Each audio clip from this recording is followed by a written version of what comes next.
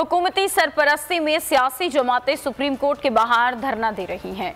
अदालतों को यरगमाल बनाया हुआ है। अमीर जमात इस्लामी सिराजुल हक ने पेशावर में तकरीब से खिताब में कहा कि इनकी लड़ाई अपनी ज़ात के लिए है। जो आटे के लिए मर रहे हैं, इन्होंने गुर्बत और लाकानूनियत के सिवा कुछ नहीं दिया।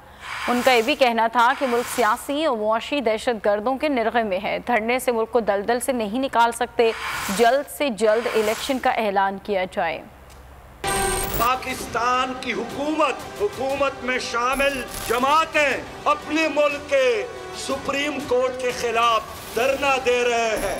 इन लोगों की आपस की लड़ाइयाँ गुर्बत के खात्मे के लिए, जहालत के खात्मे के लिए, IMF से निजात के लिए, माशी खुशहाली के लिए, कश्मीर की आज़ादी के लिए, डॉक्टर आफिया को अमरीकी कैद से रिहाई के लिए नहीं है। इनकी लड़ाई ज़ात के लिए है, मुफादात के लिए है। गैरतमंद पाकिस्तानी माए बहनें और बेटियां भी 1 किलो आटे के लिए ट्रकों की पीछे दौड़ने पर मजबूर। पूरा पाकिस्तान सियासी दहशतगर्दों और माशी दहशतगर्दों के नरगे में है।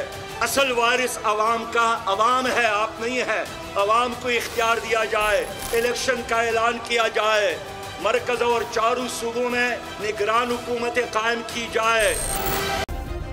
सब्सक्राइब करें और बेल दबाएं ताकि कोई खबर रह न जाए।